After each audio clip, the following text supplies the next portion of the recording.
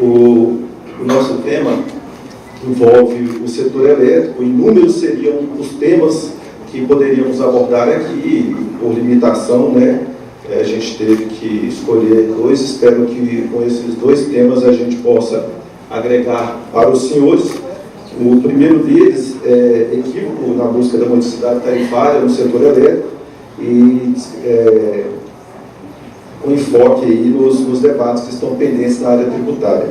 E o segundo tem uma boa relação, né, com o tema do painel 4 de ontem, que também foi a base da minha dissertação de mestrado, Milton Campos, que virou um livro, está ali à disposição de vocês, quem quiser ler, quiser debater mais sobre o assunto. Imunidade tributária dos bens afetados à concessão de energia, com o enfoque que a gente coloca, que entende que é necessário quando se trata de tributação de setor regulado. Quando você fala da tributação da energia, você não pode tratar como uma tributação do supermercado, porque ali existem fatores regulatórios que, se não forem avaliados antecipadamente, pode levar o magistrado, pode levar uma decisão que não respeita esses fundamentos, ou seja, seria aí uma decisão equivocada. Nós dissertaremos um pouco mais sobre eles na sequência. Queria destacar também, gente, que nós estamos aí no ano político e que a posição que trago aqui, na verdade, não é a posição da CEMIG, é a minha posição como estudioso do tema, que não tem nenhum viés político, é o viés meramente técnico que a gente apresenta aqui. Os equívocos, né, a busca da modicidade tarifária, a gente analisará qual foi a modicidade, o modelo buscado pelo MP 572, um breve histórico sobre a tributação do consumo, né, os resultados que nós alcançamos e o que pode ser feito aí na nossa visão para discutir a matéria. Pois bem, a gente parte aqui da análise da exposição de motivos, onde eu tomo um pouco da paciência dos senhores para ler, que está destacado lá, com o objetivo de viabilizar a redução do custo da energia elétrica para o consumidor brasileiro, buscando assim não apenas promover a modicidade tarifária, nós vamos estudar um pouco mais sobre isso, e tornar o setor produtivo ainda mais competitivo, enfim. A gente tem uma certa preocupação, porque o que seria essa modicidade tarifária na visão do regulador. Mas antes a gente tem que lembrar que a arrecadação tributária sobre a propriedade no Brasil ela é menor que a tributação do consumo, ou seja, o consumo na conta de energia não é diferente, ela é muito expressiva, né, a tributação sobre o consumo. E a gente tem comparativos aí, normalmente, países da América Latina, comparado com outros países, tem uma tributação bem maior, consideravelmente. E nós veremos também que, mesmo a tributação sobre a propriedade, o doutor Adé Tostes com certeza concorda comigo, no caso de empresas que estão aí no setor regulado, essa tributação tem sérios equívocos. Apresentaremos também na sequência.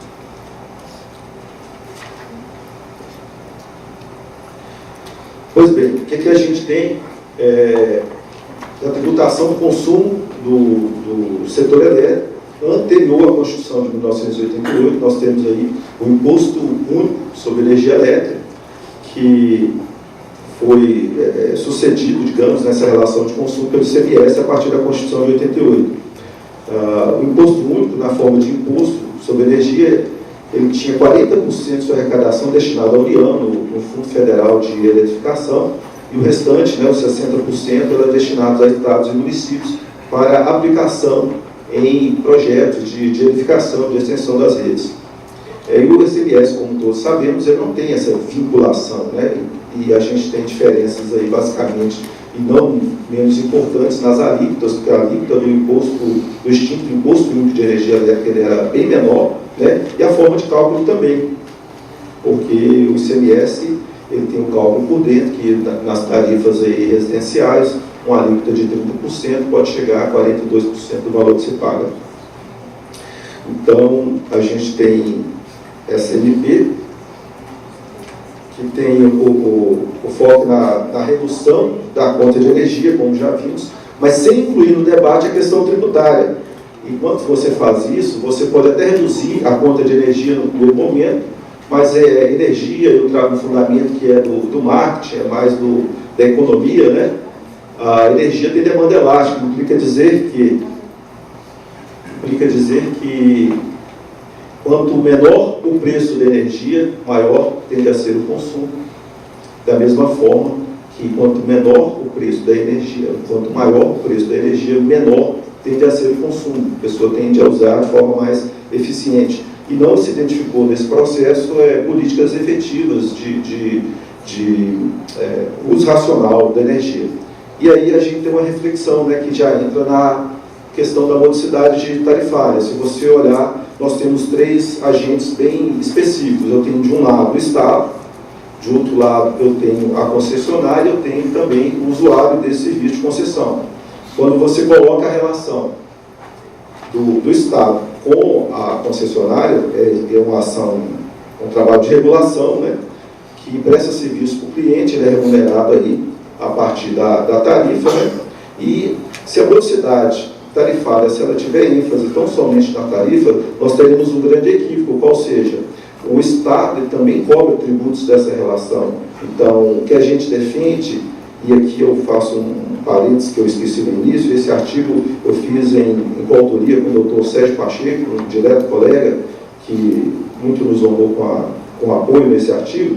A gente defende que não deve se buscar a modicidade tarifária, mas a modicidade do serviço público, que englobaria, no presente caso, a tarifa que remunera a distribuidora, mais os tributos, né, efetivamente pagos pelo consumidor. E também é interessante que a gente seja propositivo e a gente coloque algumas soluções, né, que deve-se buscar a modicidade do serviço público, não tão somente a modicidade tarifária, a redução do impacto do ICMS nas faturas de consumo de energia elétrica. Isso é uma discussão que a gente entende que é nacional e é muito apropriado no momento, né, porque se, por um lado, ela tem um grande peso na conta que é paga pelo consumidor, por outro lado, os estados hoje, mesmo com esse peso elevado, muitos estados têm dificuldade de pagar as próprias contas. Então, essa é uma discussão urgente no âmbito nacional.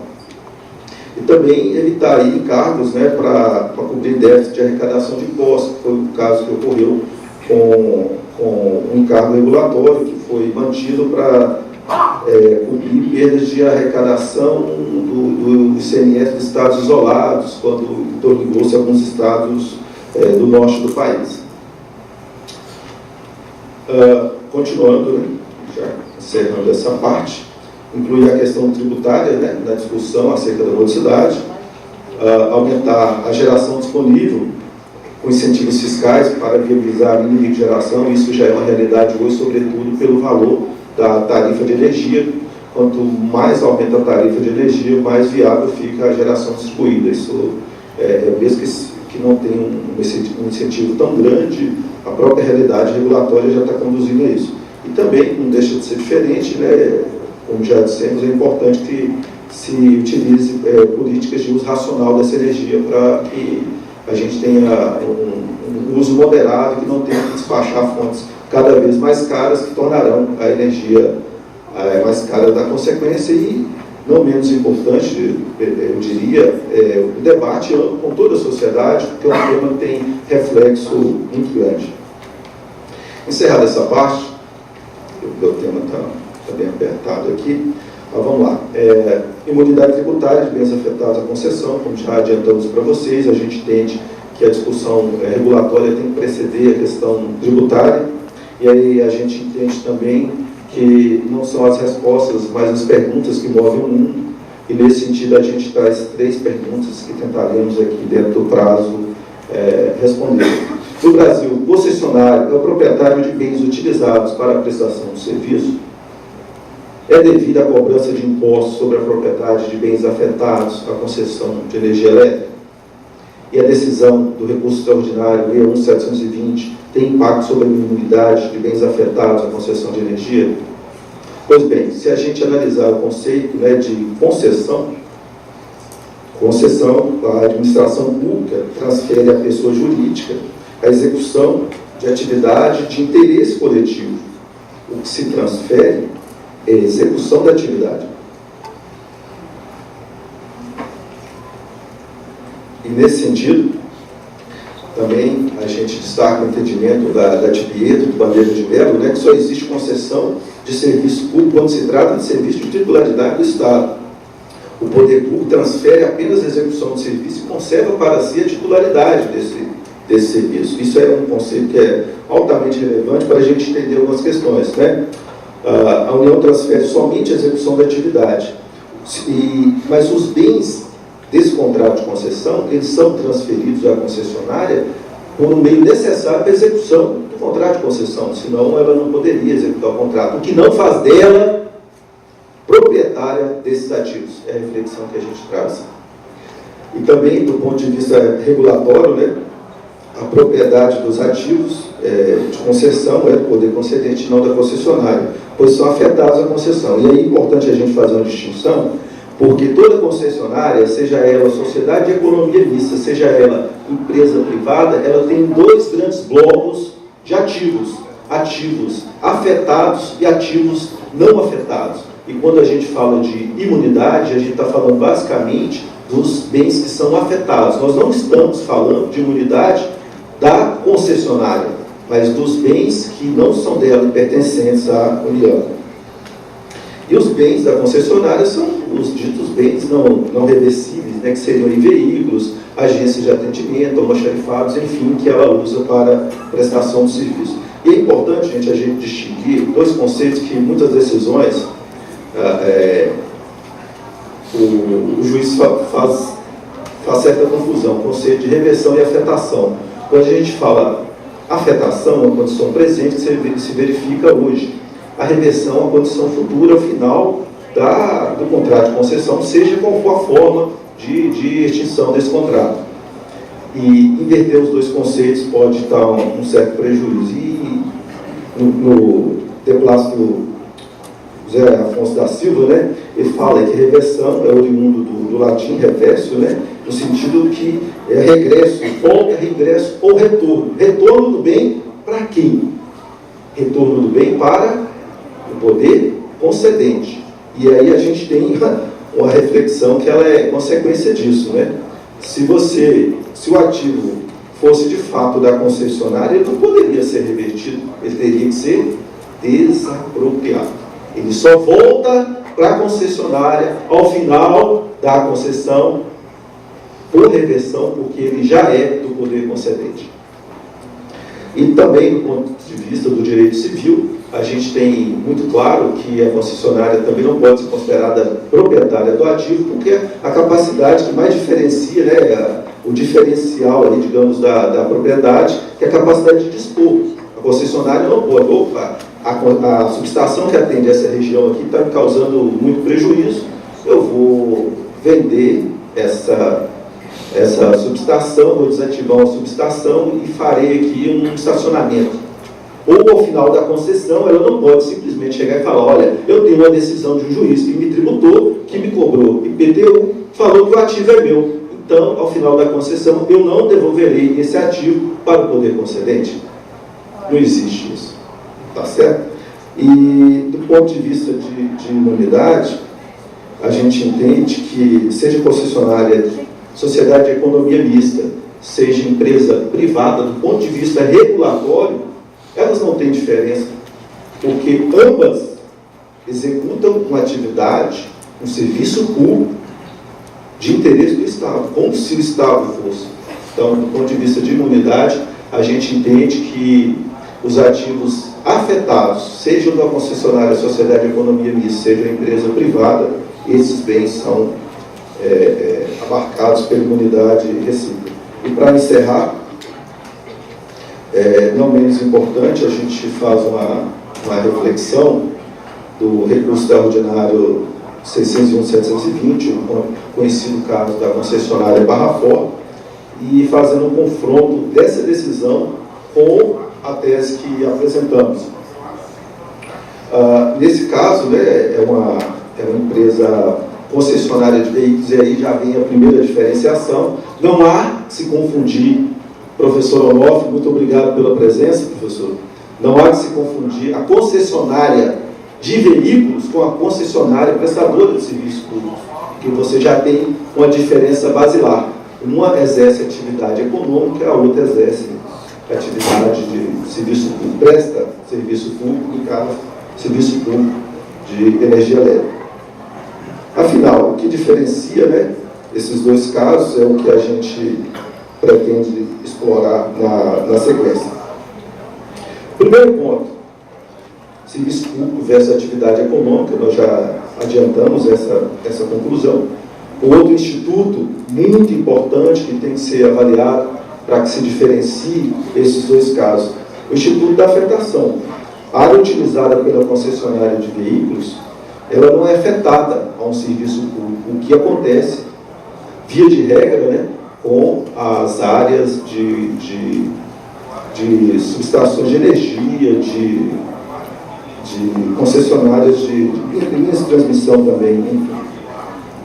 E a questão da desapropriação também, porque, via de regra, os ativos são desapropriados. Não é o que aconteceu com o caso da concessionária Barra Forte, que foi objeto de um contrato de cessão de uso, algo nesse sentido. Então, isso seria uma diferença bem basilar. Gente, existem inúmeros aspectos que a gente poderia abordar em cima desses pontos, mas em atenção ao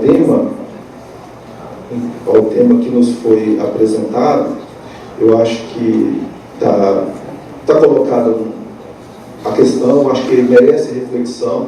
Como dissemos no início, analisar os fundamentos do direito regulatório é imprescindível para que a gente tenha decisões tributárias acertadas quando se diz respeito ao setor elétrico. No nosso livro, a gente aborda outros aspectos, por exemplo, da comparação do direito internacional. Em Portugal, foi onde pesquisamos, né? O IMI, Imposto Municipal sobre Imóveis, não incide sobre os bens afetados à concessão de energia. Então, a gente tem elementos para refletir e a gente não esperava, nesses 20 minutos que nos foi dado aqui, esgotar todo o tema, e de sorte que eu estou à disposição de vocês aí, ao final, para as perguntas ou esclarecimentos que se fizerem necessários. E quero agradecer a oportunidade de dizer que estou louco para ouvir a palestra da professora Betina. Muito obrigado.